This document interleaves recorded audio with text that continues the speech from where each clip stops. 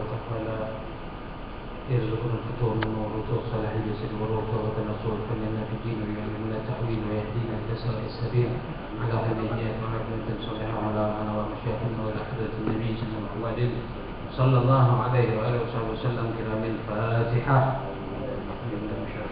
بسم الله الرحمن الرحيم الحمد لله رب العالمين الرحمن الرحيم مالك يوم الدين إياك نعبد وإياك نستعين اهدنا الصراط المستقيم صراط الذين أنعمت عليهم غير المغضوب عليهم ولا الضالين آمين. الحمد لله الواحد الأحد الفرد الصمد الذي لم يلد ولم يولد ولم يكن له كفوا أحد. أشهد أن لا إله إلا الله وحده لا شريك له وأشهد أن محمدا عبده ورسوله. اللهم صل وسلم على سيدنا محمد النور المذهب للجهل والكسل والنسيان بنوره في كل لمحة ونفس بعدد كل معلوم لك. سبحانك لا علم لنا إلا ما علمتنا إنك أنت العليم الحكيم. رب اشرح لي صدري ويسر لي أمري واحلل عقدة من لساني يفقهوا قولي وسدد لساني واحلل قلبي بحق نبيك سيدنا محمد صلى الله عليه وسلم. اللهم ألهمنا علما نفقه به أوامرك ونواهيك وارزقنا فهما نعلم به كيف نناجيك. اللهم أغننا بالعلم وزينا بالحلم وأكرمنا بالتقوى وجملنا بالعافية. اللهم ارزقنا فهم النبيين وحفظ المرسلين وإلهام الملائكة المقربين. اللهم إنا نعوذ بك من علم لا ينفع وقلب لا يخشع وعمل لا يرفع ودعاء لا يسمع برحمتك يا أرحم الراحمين ويا أكرم الأكرمين. Alhamdulillah, disyukur kehadirat Allah kembali mengumpulkan kita pada malam hari ini dalam rangka tafakuh fiddin untuk memahami syariat kita, syariat yang dibawa oleh Nabi Muhammad SAW, yang dalam hal ini adalah kita mempelajari fikih. Mudah-mudahan Allah Subhanahu wa Ta'ala berikan kebaikan atas diri kita dan menjadikan kita orang-orang yang mengamalkan ilmu kita. Juga Allah jadikan kita dari golongan orang-orang yang mendengarkan perkataan dan mengikuti yang baik dari perkataan tersebut. Amin ya rabbal alamin. Salawat dan salam juga kita aturkan bagi junjungan kita Nabi besar Muhammad sallallahu alaihi wasallam, juga kepada semua keluarga, sahabat dan pengikut beliau hingga hari kiamat. Ma'asyiral hadirin rahimakumullah. Sekarang kita akan memasuki satu bab, yaitu bab yang membatalkan salat. Wahya arba'atun, yang membatalkan salat ada 4. Al-awwalu al-kalamu, yang pertama adalah berbicara. Wa fihi tafsil, dalam berbicara ini ada tafsilnya, ada rinciannya. Yang pertama, pembicaraan yang membatalkan salat itu idza kana katsiran, apabila berbicaranya banyak. Banyak artinya bukan dihitung lamanya atau menitnya, akan tetapi dihitung dari kalimatnya. Jadi apabila seorang berbicara 4 kalimat atau lebih, maka sudah termasuk dalam kategori banyak, berarti dia berbicaranya. Nah, apabila terjadi hal tersebut ketika orang sholat, maka sholatnya batal secara mutlak. Maksudnya baik pun dia sengaja atau dalam keadaan lupa. Sengaja lupa batal, apalagi sengaja. Misal seorang lagi sholat, ketika dia baca Fatihah misalnya, setelah baca Fatihah waladhdallin amin, tadi itu lupa misalnya.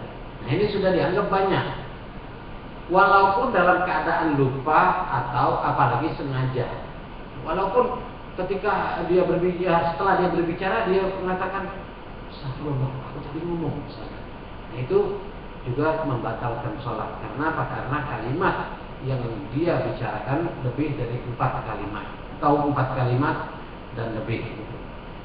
Yang kedua, rinciannya idza kana qalilan, kalau dia sedikit, ya ini 4 kalimat atau kurang dari 4 kalimat, maka yubtilu idza kana muta'ammidan. Hal tersebut membatalkan kalau disengaja.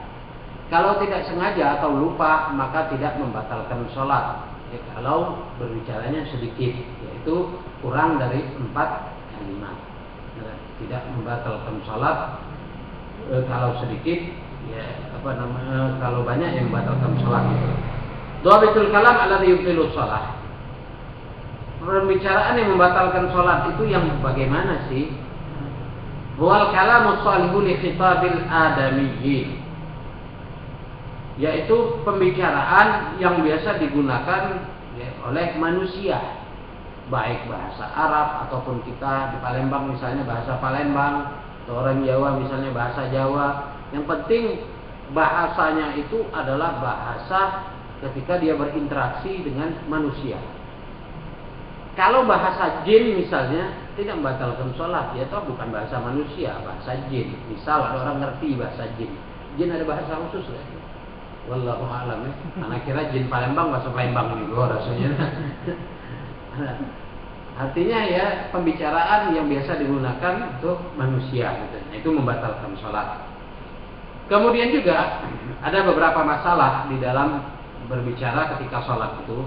Pertama, la yubtilul kalamul qalilu fi thalathi halat. Kalam yang sedikit, pembicaraan yang sedikit tadi, bicara yang sedikit ketika sholat tidak membatalkan itu dalam 3 keadaan. Pertama, idza kana nasiyan, kalau dia lupa. Nah, dia lupa lalu ngomong sedikit. Ya Allah, tadi sebenarnya ingat lagi sholat al-hati juga katakan. Nah, itu tidak batal karena baru 2 kalimat. Ya. Kemudian idza kana jahilan, kalau dia bodoh, tidak mengerti bahwa berbicara dalam sholat itu membatalkan sholat kalau dia tidak tahu. Sekali lagi, yang dinamakan tidak tahu ini yang bagaimana?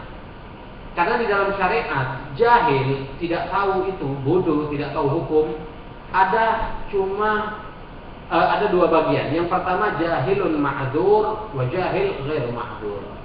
Yang pertama jahil, dia tidak ngerti hukumnya. Karena tidak ngertinya ini dia dianggap udzur dalam syariat, artinya tidak mendapat dosa. Ada lagi kalau dia mengatakan oh saya tidak tahu, tetap berdosa. Siapa mereka itu? Pertama jahil ghairu ma'dzur, jahil ma'dzur, jahil orang yang tidak tahu hukum dan dia tidak berdosa. Adalah orang 2 macam. Pertama nasya'a ba'id minal ulama, orang yang hidupnya jauh dari ulama, dalam di pedalaman, di hutan, di atas gunung misalnya, nggak ada ulama. Dia tidak tahu ketika dia sholat dia berbicara misalnya. Oh, dia tidak tahu hukumnya membatalkan sholat, maka sholatnya tidak batal sebab dia tidak tahu. Atau orang yang baru masuk Islam, yang dia tidak tahu hukum Islam. Nah ini ketika dia melakukan apapun itu termasuk hal yang membatalkan sholat, maka sholatnya tidak batal ya, karena udurnya. Yang kedua, jahil ghairu ma'dzur, orang yang tidak mengerti hukum dan tidak dianggap udzur. Artinya ketika dia melanggar satu hukum dia tetap berdosa. Siapa mereka? Yaitu orang yang seperti kita hidup di kota. Kita hidup di kota misalnya menyentuh perempuan tidak membatalkan wudhu. Kita tidak tahu ketika bersentuhan dengan perempuan yang bukan muhrim kita tetap sholat setelah wudhu misalnya. Kita tetap sholat. Lalu ada orang yang mengatakan, engkau tadi bersentuhan dengan perempuan yang bukan muhrim, tapi engkau terus sholat. Sebenarnya itu tidak sah sholatnya. Kenapa? Karena wudhunya batal. Oh, saya tidak tahu hukumnya. Ya itu ya, seperti itu. Nah itu tidak dianggap udzur. Artinya sholatnya tetap tidak sah dan dia berdosa. Orang yang hidup di kota yang dekat dengan ulama, mestinya dia bertanya dengan ulama, dia belajar. Tapi karena dia tidak mau belajar, lalu dia tidak tahu hukum, maka ketidaktahuannya tersebut tidak dianggap satu udzur, artinya masih tetap berdosa apabila dia melakukan pelanggaran dalam syariat. Yang ketiga, pembicaraan atau bicara yang sedikit ketika sholat tidak membatalkan sholat kalau dikatakan idza sabaqa lisanu. Apa bahasa kita ini? Kalau terkerucut itu latah, terlepas gitu, latah. Nah, misal ketika dia lagi sholat tiba-tiba ada balon pecah misalnya, ketika dia sholat dengar balon pecah, jaket pot misalnya dia ngomongnya nggak bisa lagi. Ini latah, copot misalnya. Nah maka itu tidak membatalkan sholat karena memang dia kelaju lah kalau bahasa kita di Palembang gitu loh. Latah, ya. Maka tidak membatalkan sholat. Masalah yang kedua, an-nutqu biharfin wahid. Bagaimana kalau orang berbicara satu huruf? Nah, tadi kan kalimat nih, 4 kalimat atau lebih. 4 kalimat atau lebih, sengaja atau tidak sengaja batal sholatnya apabila dia berbicara dengan 4 kalimat atau lebih. Kalau kurang dari 4 kalimat, dalam keadaan dia lupa, dalam keadaan dia tidak tahu hukumnya, dan dalam keadaan dia latah, maka tidak batal sholatnya. Sekarang kalau satu huruf bagaimana? Kalau satu huruf tidak batal sholatnya walaupun dengan sengaja. Walau dengan sengaja. Misal gimana dengan sengaja? Misal orang mau ngomong sama anak, ya Muhammad, tadi motor ente sudah anak isikan bensinnya. Oh, misalnya ada. Oh, tidak batal sholat.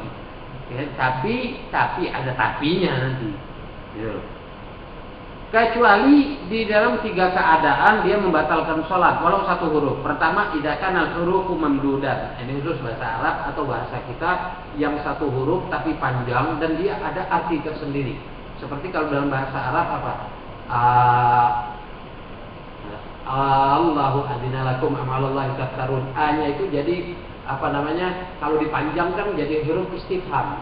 Jadi bertanya, Allahu adzina lakum, apakah Allah telah mengizinkan kepada kalian? Mengizinkan kalian. Itu artinya. Jadi kalau dipanjangkan huruf alif dalam bahasa Arab itu akan lain maknanya. Entah bahasa Indonesia ada tak? Kalau dipanjangkan ada makna. Mungkin seperti itu tadi contohnya. Oh, maksudnya yo kali ya. Itu membatalkan sholat. Kemudian idza kana mufhiman. Kalau satu huruf tapi ada maknanya. Seperti apa? Qi. Kalau dalam bahasa Arab diambil dari kalimat wiqayah. Qi, jagalah. Satu huruf. Qaf berbaris kasrah. Qi, jagalah. Misal dia sholat ada makanan, taruhlah ikan lah, iwak. Tiba-tiba ada kucing mendekati ikan. Anaknya teriak, bah, iwak itu nak dimakan. Baca qi, jagalah. Maksudnya nyuruh jago. Nah itu membatalkan sholat. Kenapa? Walaupun satu huruf tapi ada makna difahami. Gitu. Yang ketiga, idza kana biqasdil la'ibi. Satu huruf akan membatalkan sholat kalau kita mengucapkannya dengan maksud untuk main-main. Kalau kita niatnya kita maksudkan untuk main-main, itu juga membatalkan sholat. Nah itu mengenai masalah kalau berbicara satu huruf membatalkan sholat. Lalu masalah yang ketiga, lau nataqa binadmil Quran. Bagaimana kalau orang berbicara dengan ayat Al-Quran atau yang disebut dengan nazam Al-Quran? Batal tak sholatnya? Seperti apa? Ya Yahya khudhil kitaba biquwwah. Nah, ya Yahya khudhil kitaba biquwwah. Wahai Yahya. Ini ayatnya cerita mengenai Nabi Yahya. Lalu misalnya ada anak kita namanya Yahya. Kita lagi sholat. Kitab kita tadi ada di bawah. Maksudnya nyuruh anak kita yang namanya Yahya ngebek kitab tadi. Manulah caranya nih. Biar bagaimana caranya biar tidak batal sholat. Lalu dia ngomong dengan ayat Al-Quran. Ya Yahya khudhil kitaba biquwwah. Lalu anaknya ngeh. Oh ya, abahnya ngebek kitab misalnya. Nah ini batal atau tidak? Terkadang mungkin terjadi. Atau ada orang yang ngebel, notok assalamualaikum, dia nak nyawab mak mano, nyubu masuk mak mano, kaki batal, lalu dia pakai bahasa Al-Quran. Udhulu habis salam min aminin, masuklah tapi salam dulu maksudnya. Tapi itu ayat Al-Quran. Nah ini bagaimana? Katanya yang pertama ada 4 keadaan. Yang pertama yaqsidul Quran faqat falatatul salatu. Jadi kalau dia berbicara itu dia maksudkan Al-Quran, maka tidak batal sholatnya. Yang kedua, terkadang dia maksudkan untuk memberikan pemahaman sama orang yang dia mau ajak bicara tadi, maka itu membatalkan sholat.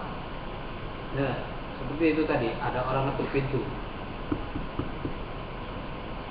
maksud kita ini mau ngasih dia pemahaman, masuklah, tapi salam dulu, gitu loh. Kita mengatakan dengan ayat Al-Quran, udkhuluha bisalamin aminin, misalnya, itu membatalkan sholat. Kenapa? Karena kita bermaksud bukan ayat Al-Quran, tapi memberikan pemahaman sama orang tadi. Yang ketiga, tarotan yaksiduhu ma'an. Kadang-kadang dia maksudkan Al-Quran sekaligus tunjuk tahu, memberikan pemahaman, itu juga tidak membatalkan sholat. Jadi niatkan memberitahu dan juga membaca ayat Al-Quran, maka itu tidak membatalkan sholat. Yang keempat, tarotan yutlik, tidak bermaksud apa-apa, pokoknya ngomong baik, itu membatalkan sholat. Jadi kalau dia tidak bermaksud apa-apa, membatalkan sholat. Termasuk apa? Kalau dia makan tadi ada kucing, dia nak ngusir kucing mana nih? Bingung nih. Maka dia membaca surat Al-Ikhlas. Apa saja surat Al-Ikhlas? Bismillahirrahmanirrahim. Qul huwallahu ahad, Allahus samad.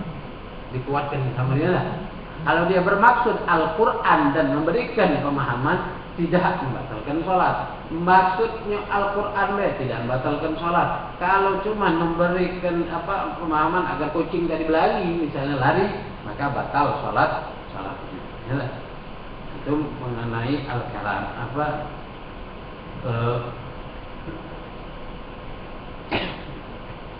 kemudian yang kedua yang membatalkan sholat adalah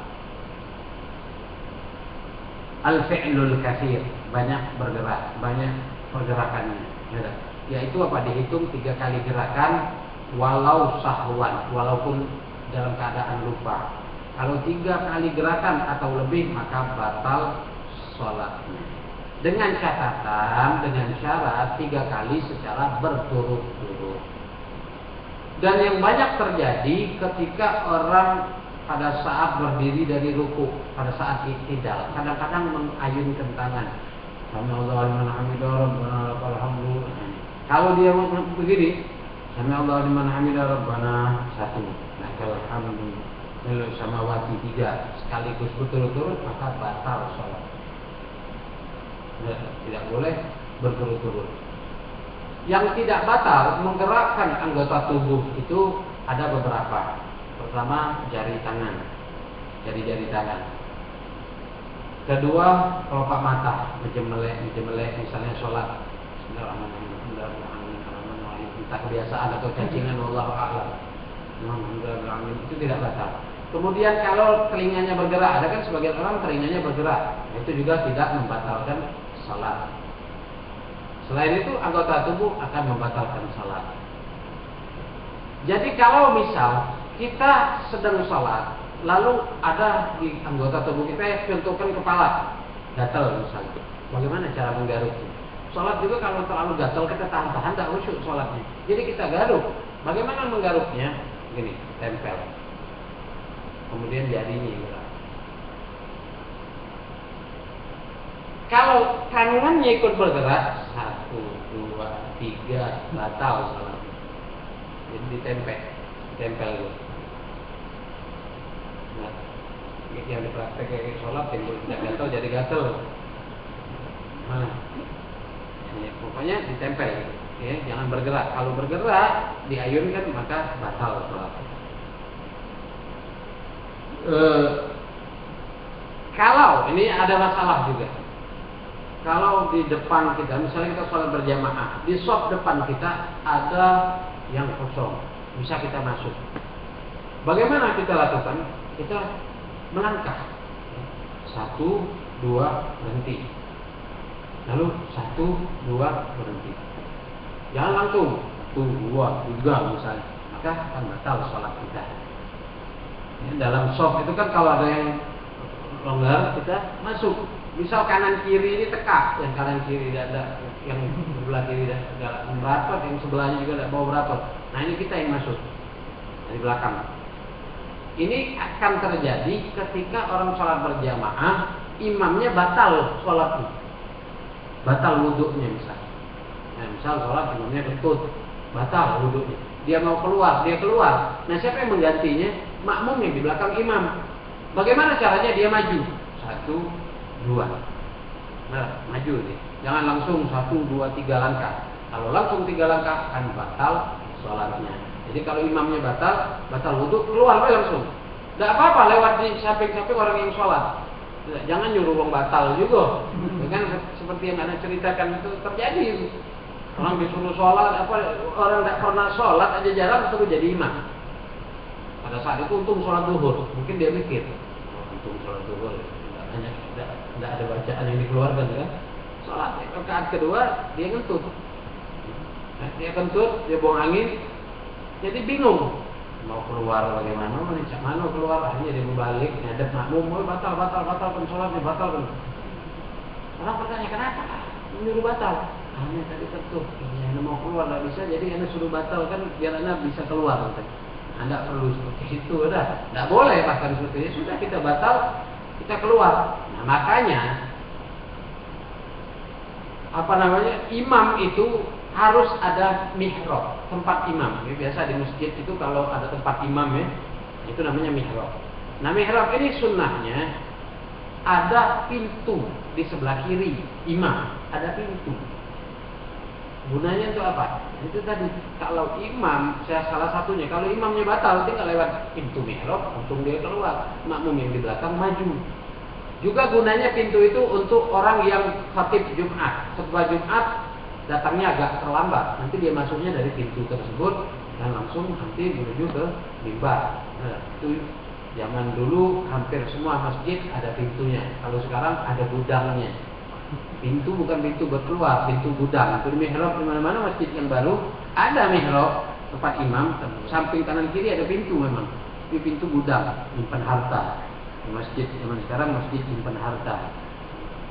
Sawah aman. Masjid nyimpan harta. Bukan nyimpan bukan nyimpan ilmu, bukan nyimpan kitab, bukan nyimpan Al-Quran. Sekarang masjid nyimpan harta di masjid. Soalnya tidak disimpan lewat juga masalahnya. Nah, itu Pak Aris.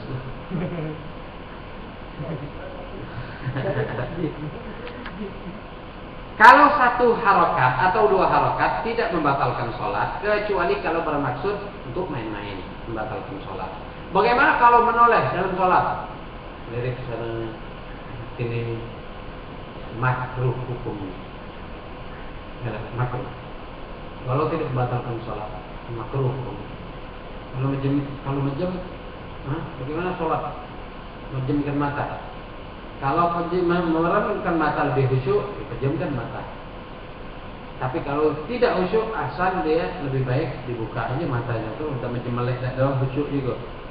Anda belum ketemu orang yang menjem melek khusyuk sholatnya, cuma membantu sedikit khusyuk. Mungkin, tapi kalau khusyuk, tidak.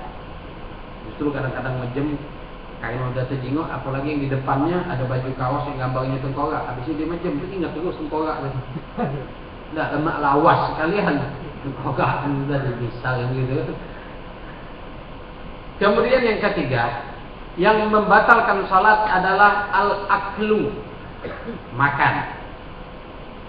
Maksud makan di sini bukan makan satu piring, makan sisa-sisa makanan yang ada di gigi misalnya, atau makan menelan lendir yang keluar lebih dari tempat keluarnya huruf kha atau ha.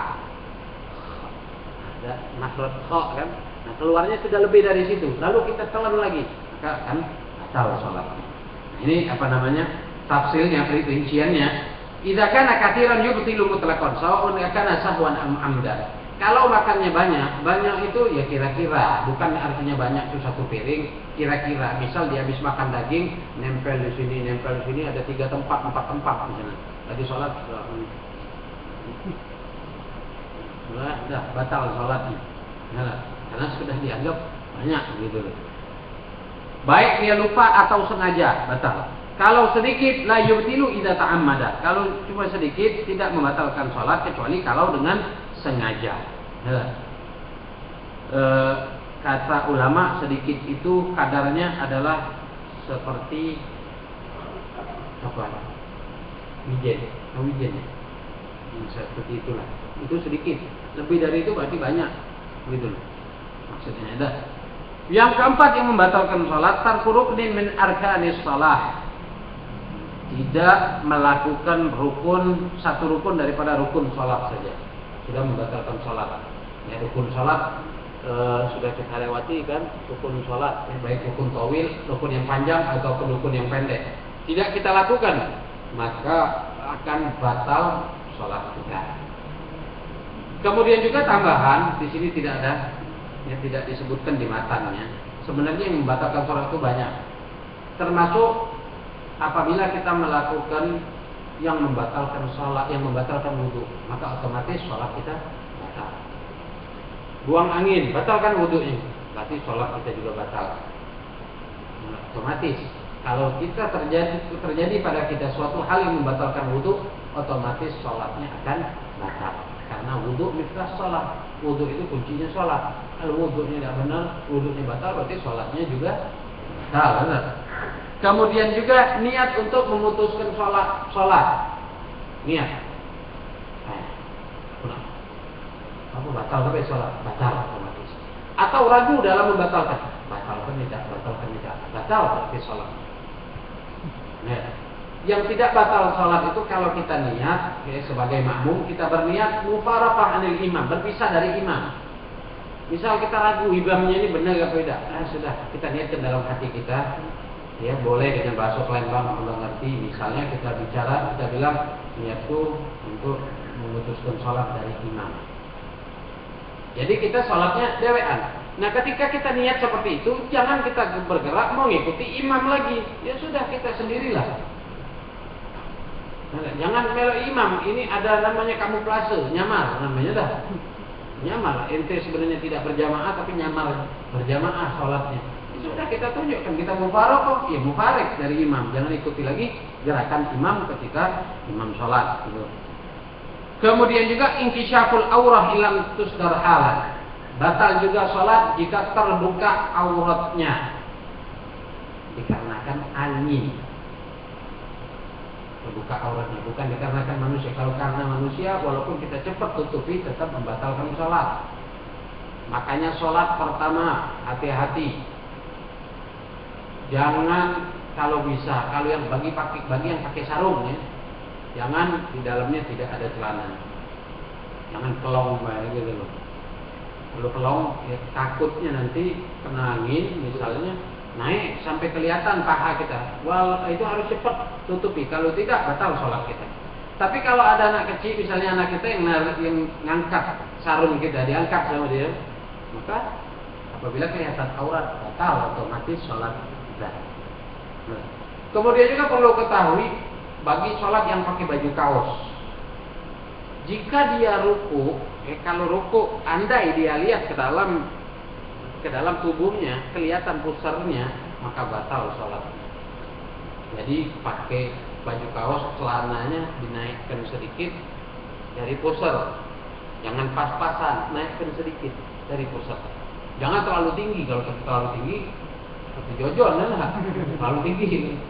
Itu hati-hati. Kenapa? Kalau kita ruku kelihatan pusar dari rongganya ini, maka batal sholat kita. Dia harus ditutupi aurat.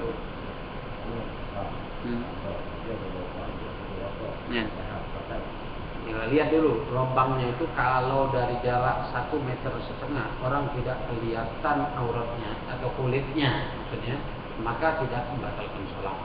Tapi kalau dari jarak 1,5 meter orang tahu kelihatan tuh warna kulitnya, kalau ini ada sarung atau celana yang bolong. Kemudian juga wuqu'un najasah illam tulqa halan min ghairi hamlin. Kejatuhan najis kalau tidak cepat dia buang. Jatuhan najis. Misal kita lagi sholat ada di kopiah kita jatuh tai cicak misalnya, atau tai burung merasuk kita buang. Bagaimana cara buang? Gini. Jangan kita bawa. Misalnya kita ngerasa ada tai, lalu kita pegang, batal. Namanya membawa najis. Ya, tapi caranya bagaimana? Kita tepiskan. Nah kan kena masjid, kena ini ya untuk sementara ada apa-apa, nanti kita sholat bersih kan. Jangan kita talak tuh habis kita sholat ada. Nah, itu najis. Itu kejatuhan najis. Lalu ada pendapat ulama yang mengatakan, ini perlu juga kita ketahui. Ada pendapat ulama yang mengatakan kotoran hewan yang boleh kita makan dagingnya itu tidak najis atau najisnya dimaafkan. Seperti apa? Burung atau ayam misalnya, atau kambing. Nah, ketika kita sholat misalnya di tempat kita ini banyak tai kambing. Sebenarnya kita tidak tahu, atau kita lagi sholat tidak ada kambing, tiba-tiba kita sholat kambing lewat, ya nah banyak, sudah teruskan deh sholat itu. Kenapa? Karena ada pendapat ulama yang mengatakan kotoran hewan yang boleh dimakan dagingnya, najisnya dimaafkan. Itu mungkin saja terjadi ketika kita dalam masjid misal hari Jumat, kita lagi sholat, tiba-tiba ada burung lewat, kena baju kita, batalkan nggak sholat? Jangan dibatalkan. Kenapa? Karena burung ini boleh dimakan. Burung apa? Burung masjid, bukan burung gereja. Burung masjid, kalau dia masuk masjid jadi masjid, kalau dia di gereja jadi gereja kan? Burung gereja. Kalau dia masuk kelenteng, burung kelenteng. Kalau dia masuk musola, burung musola. Itu boleh dimakan. Nah, boleh dimakan bagi yang mau, yang nggak galak. Nah, ada sebagian mengatakan perbatasnya boleh dimakan. Nah itu apa namanya, ketika kita apalagi susah untuk keluar, orang di tengah-tengah masjid, ya terus naik sholat. Karena ada pendapat ulama yang mengatakan seperti itu. Yang pernah saya ceritakan kan terjadi itu. Abdul Rahman masyhur, mufti, orang alim. Jadi ada orang yang sholat selalu dia batalkan sholat. Ditanya sama beliau, kenapa engkau membatalkan sholat? Perasaan aku di bajuku, di pakaianku ini ada najis. Perasaan dia. Oh gitu. Akhirnya Abdul Rahman mengambil tai kambing, dimasukkan dalam kantong bajunya. Nah, sekarang kita tahu kan ada tai kambing, sholat nanti. Ini kan kambing, kotoran kambing, dia sholat. Nanti terangkan, sholat dulu yang penting. Akhirnya dia sholat, tidak was-was lagi. Kenapa? Karena memang ada najis. Dia kan yakin ya dia ada najis dan disuruh habib sholat, sudah sholat.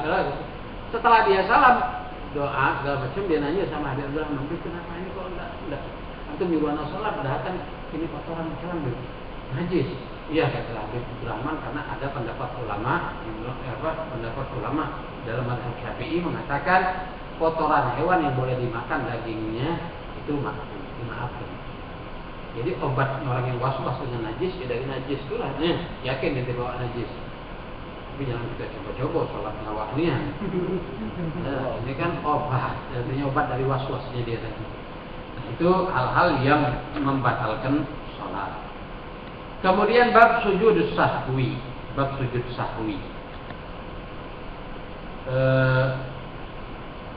hukumnya sunnah. Hukum sujud sahwi sunnah. Itu pertama perlu kita tahu. Bisa jadi wajib dalam satu keadaan. Apa itu? Ketika imam sujud sahwi, maka makmum wajib juga ikut imam sujud sahwi.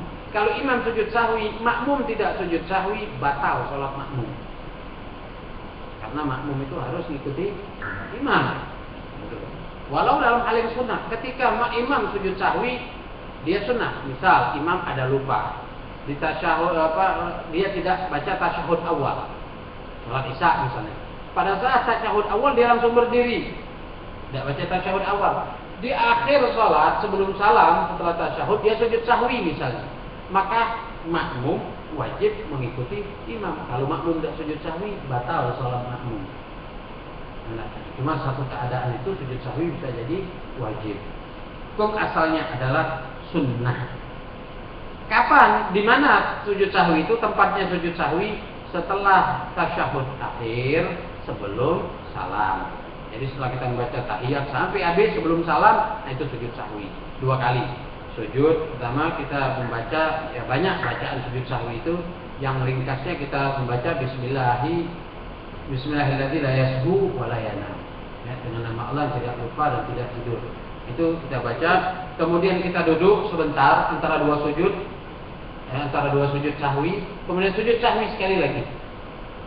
Lalu duduk baru salam. Assalamualaikum warahmatullahi wabarakatuh. Assalamualaikum warahmatullahi wabarakatuh. Faedahnya sujud sahwi apa? Jabrul khalalil waqi' qablahu wal waqi' ba'dahu wal waqi' fi wa la yajburu nafsah. Faedah sujud sahwi itu dia menutupi kekurangan yang terjadi sebelum sujud sahwi. Apa yang sebelumnya? Ya, dia menutupi kekurangan. Misal kita lupa tasyahud awal. Berarti kan kurang nih salat kita. Agar sempurna lagi salatnya bagaimana? Sujud sahwi. Ya, sujud sahwi. Itu namanya jabrul khalal. Kemudian sebab-sebab sujud sahwi. Asbab sujud sahwi. Sebab-sebab sujud sahwi itu ada 4. Di sini dikatakan ya, di sini sama 4 juga. Al-awwal fi'lu ma yubtilu 'amduhu wa la yubtilu sahwuhu idza fa'alahu nasiyan kal akli qalil. Pertama, hal yang menyebabkan kita sunnah sujud sahwi adalah melakukan yang membatalkan kalau kita sengaja dan tidak membatalkan kalau lupa. Dan dalam melakukan itu kita lupa. Dalam keadaan lupa seperti apa? Makan yang sedikit. Misal ada satu di sini bekas daging, lalu kita makan. Kan makan yang sedikit ini kalau disengaja batal, kalau nggak sengaja tidak batal kan? Nah pada saat kita melakukannya itu kita lupa dengan hukumnya ini tadi. Kita makan, lalu ingat makan membatalkan sholat. Nah pada saat itu teruskan sholat kita dan kita sujud sahwi. Kemudian yang kedua, naqlu ruknin qauliyyin ila ghairi mahalli. Memindahkan rukun qauli bukan pada tempatnya.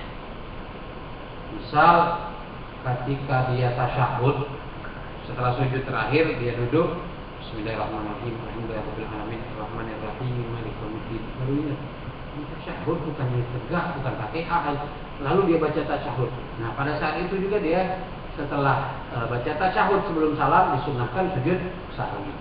Karena apa? Karena dia tidak menaruh pada tempatnya rukun qauli ini tadi. Yang mestinya bacaan Fatihah pada saat berdiri dia baca pada saat tasyahud atau sebaliknya. Itu disunahkan sujud sahwi.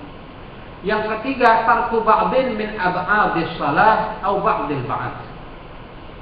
Yang ketiga yang menyebabkan sunnah sujud sahwi adalah kita tidak melakukan sebagian dari sunnah ab'ad. Seperti apa? Tasyahud awal. Jangankan keseluruhan, sebagiannya aja disunahkan sujud sahwi. Begitu juga dengan keseluruhan. Au ba'dil ba'd, atau sebagian dari sebagian. Seperti apa? Ketika kunut kita disunahkan membaca terakhir wa sallallahu ala sayyidina Muhammadin wa ala alihi wa sahbihi. Kita tidak pakai wa alihi wa sahbihi misalnya sallallahu alaihi wasallam Muhammadin Allahu akbar, maka disunahkan sujud sahwi. Tidak memakai wa alihi wa sahbihi. Nah, tidak melakukan kunut. Nah, itu. Kunut itu adalah sunnah ab'ad salat. Dia tidak kunut subuh, disunahkan dia sujud sahwi. Baik tidak membaca kunut dengan sengaja atau lupa. Nah, misal dia di rakaat kedua, habis i'tidal dia langsung sujud. Ketika sujud baru ingat, tadi belum baca doa kunut. Kalau dia berdiri untuk kunut batal sholatnya. Sebab berpindah dari yang rukun ke yang sunnah, tidak boleh. Begitu juga kita perlu perhatian. Kalau imam lupa di tasyahud awal dia tidak membaca tasyahud, langsung tegak bisa langsung berdiri. Bagaimana posisi kita sebagai makmum?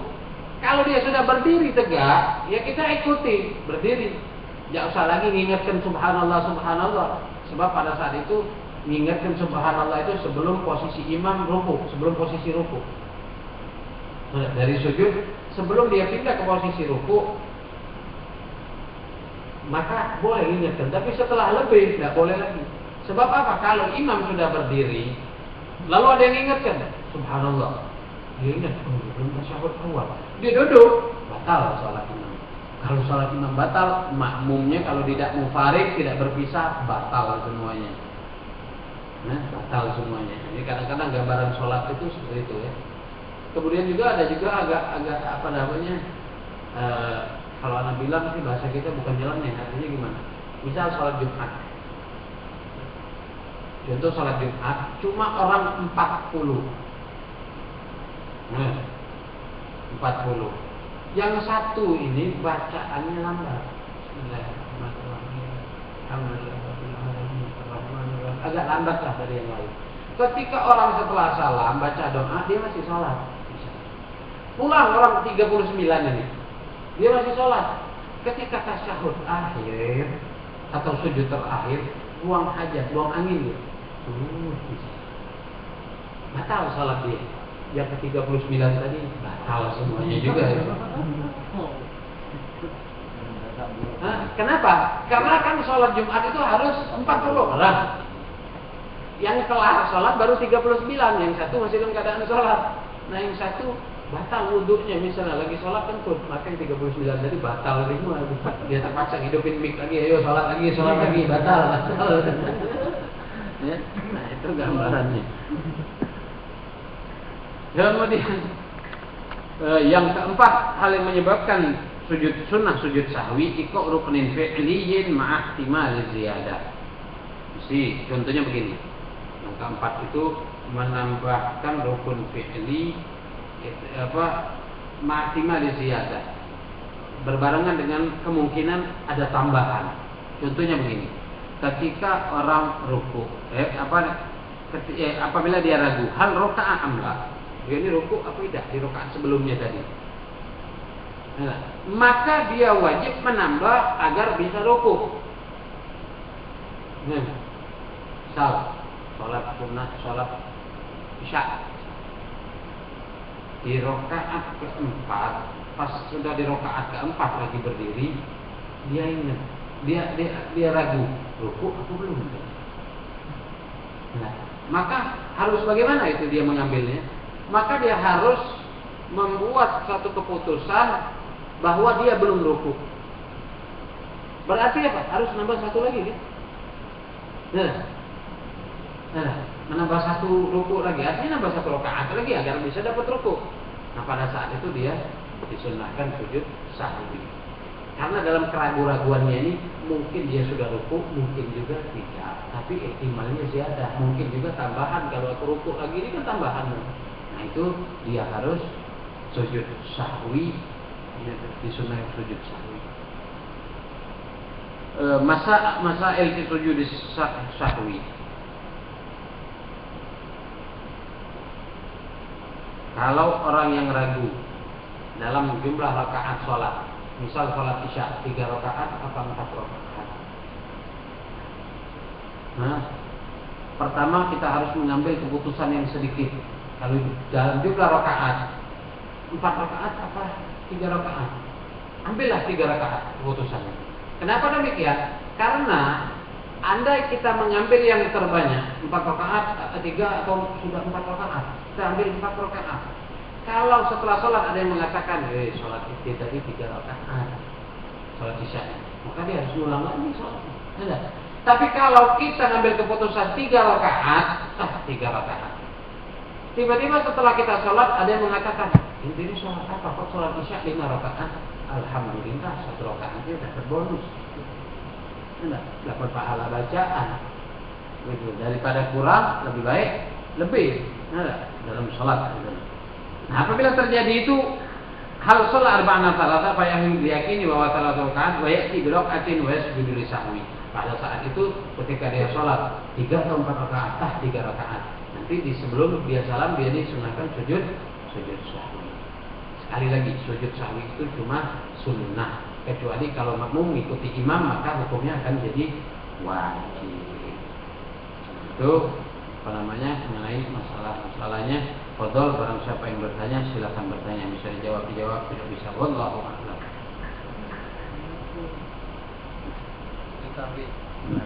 Iya. Kalau mukotah yang makanya awal waktu itu posisinya kita lanjutin posisi tahiyat akhir atau di posisi tahiyat awal? Tasyahud awal.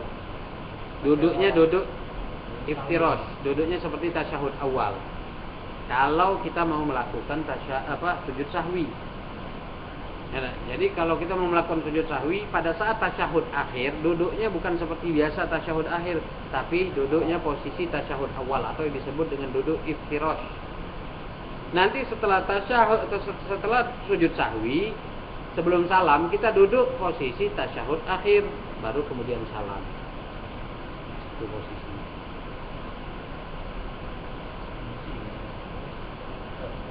Kalau itu cuma salam dulu. Yang berkata makan. Kita tahu gitu. Bukan.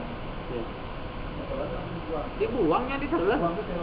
Kalau ditelan kan berarti sengaja gitu. Kalau kita dekat jendela, alhamdulillah. Tidak, kantong nanti punya kantong. Nanti kantong masuk ke sini.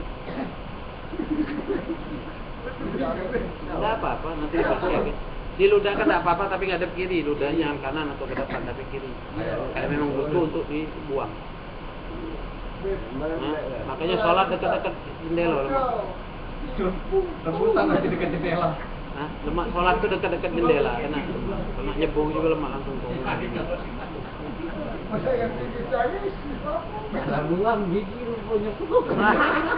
Siap-siapnya yang sebelah kiri.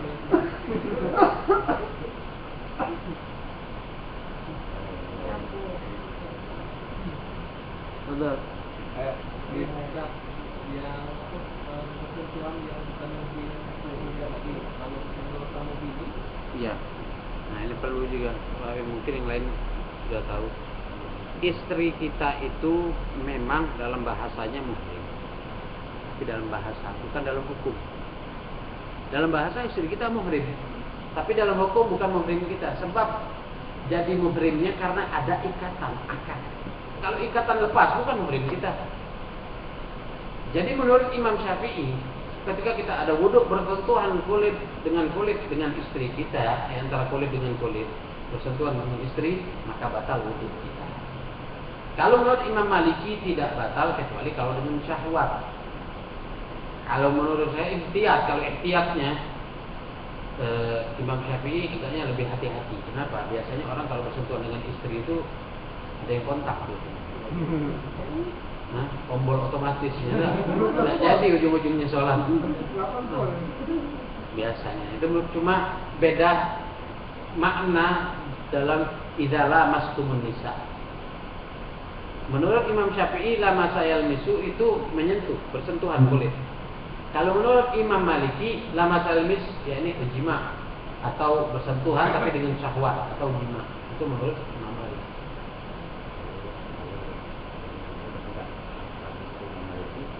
Tidak bisa langsung taklid. Tidak bisa.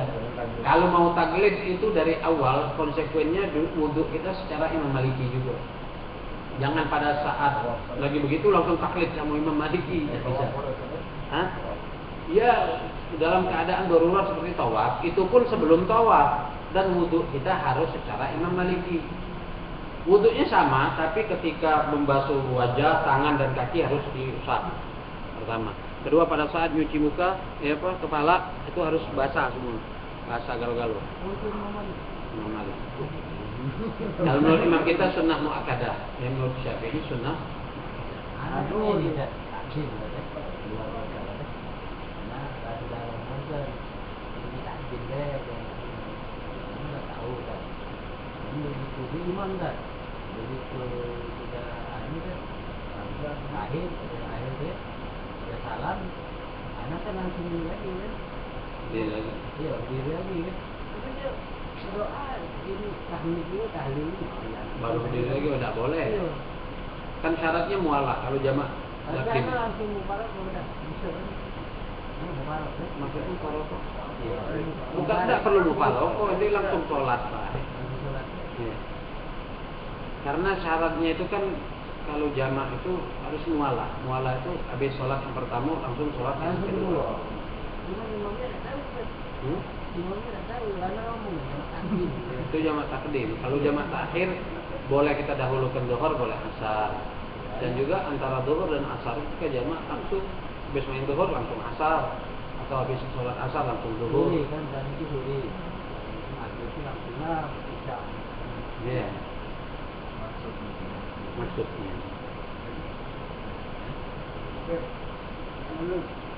Kita jawab. Batal itu sholat. 40 itu. Iya. Kurang ini. Kurang paham maksudnya. Kan 40-an kan? Iya. Jumat ini kan orang 40. Yang material juga. Iya. Kan Jumat orang 40. Nih, cukup orang 40. Yang satu bacaannya agak pelan. Yang imamnya cepat. Sudah salam assalamualaikum doa satu jagat berarti yang sore. Alhamdulillah doa amin. Balik sih. Nah, yang sikok nih.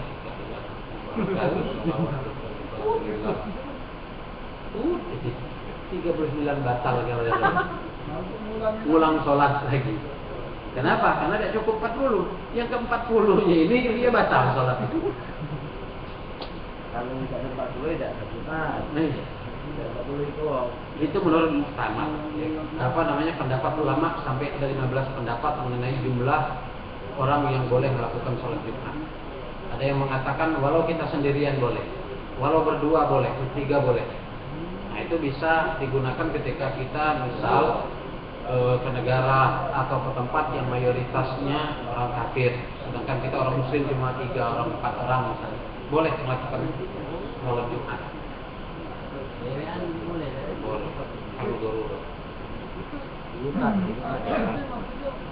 Balik ke Lahore atau langsung balik ke Jumat? Lahore. Tidak ada Jumat. Habis tadi. Jawabannya batal sholat inti. Batal, kenapa udah balik lagi? Nah, jangan adalah Itu sholat maghrib. Maghrib. Nah, kemudian Tidak anak tegak lagi dah. ya. Ya. Ini baik dan Masih. masih anu. Ya inti terus intinya Balik. habisnya itu ikut doa. Tidak ada. Ya ada itu. Masih sholat baik terus sholat. Ya sudah. Baru balik. Tidak anak tuh langsung parah gitu. Tidak perlu mubarak lagi. Itu kan sholat dewe. tidak ada jamaah. Tidak berjamaah. Dewe. Dewek aneh. Anak-anak. Oh ya, bukan. Aku. Mubarak bukan mubarak tadi. Apa niat mubarak itu?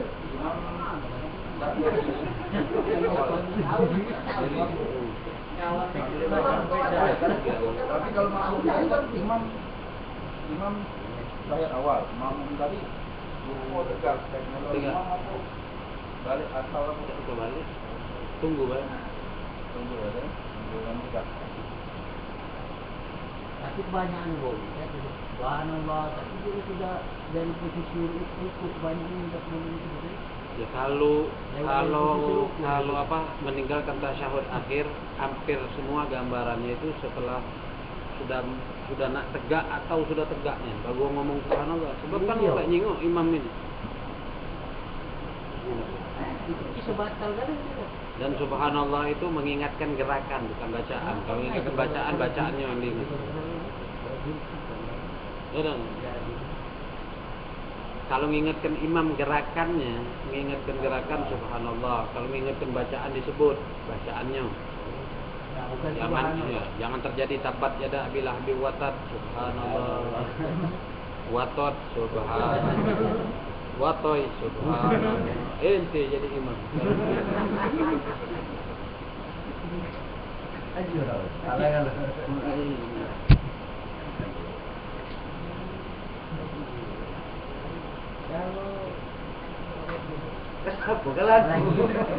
Berapa?